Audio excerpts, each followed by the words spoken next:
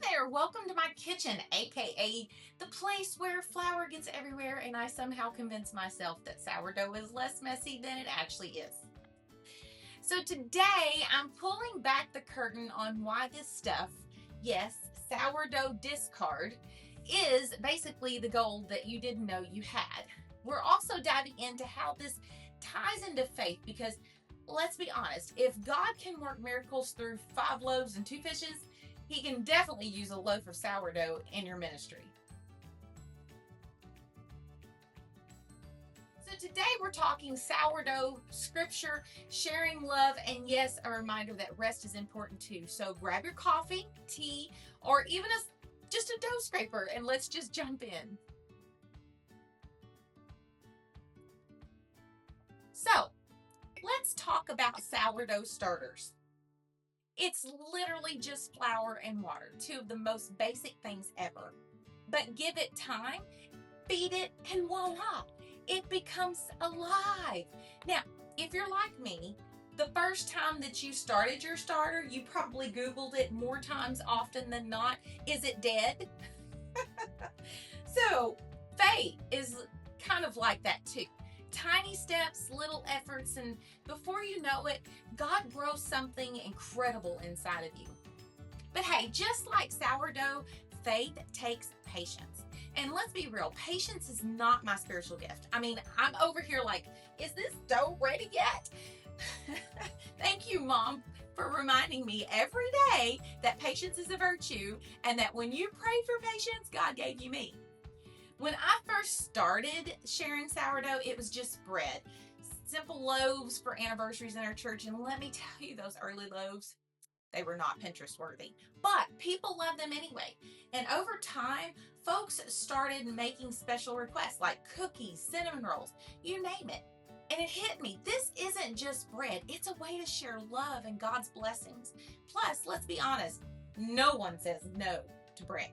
So there's this little boy in our church who loves my sourdough cookies, and I have to sneak them to his mom before church or he'll inhale them during the sermon.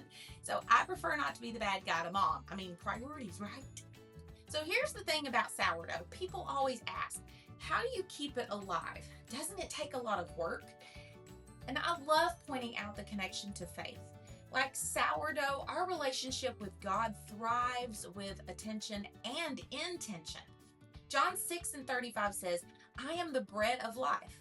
Just like bread sustains our bodies, Jesus sustains our souls. And thankfully, he doesn't require as much cleanup as the sourdough. Now, although I have wondered if Jesus were physically here, would he use a bread machine or would he use a be like Team Dutch oven or something? What do you think?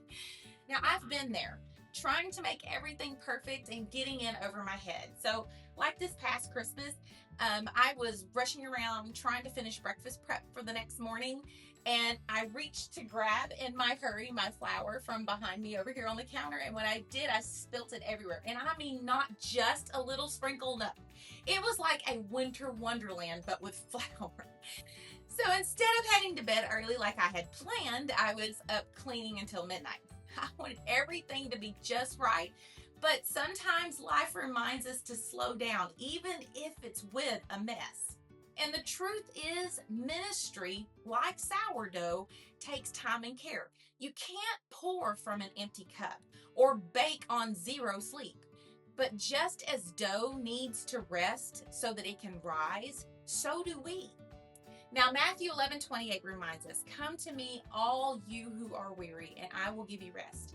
When we pause and let God handle what we can't, he helps us find the strength to follow through, even when we're tired.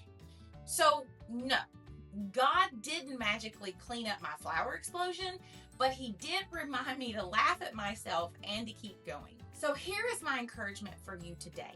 Take this idea and run with it. Bake some bread or use your sourdough discard and share it with someone. It's a simple, meaningful way to bless others and reflect God's love. I'm making sourdough cheese crackers. Yes, it's for my daughter, but it's something.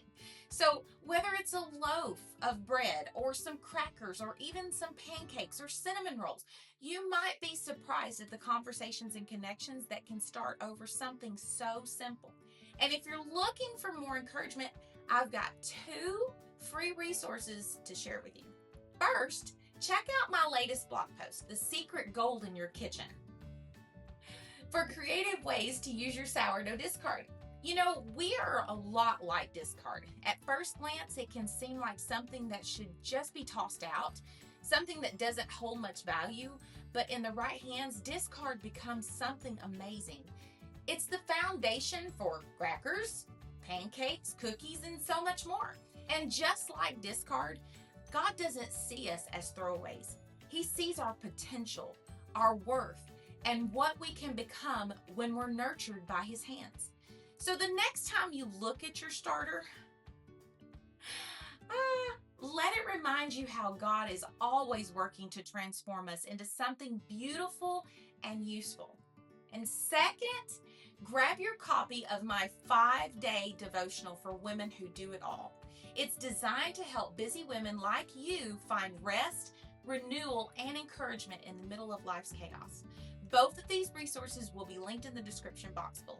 Thank you so much for spending time with me today.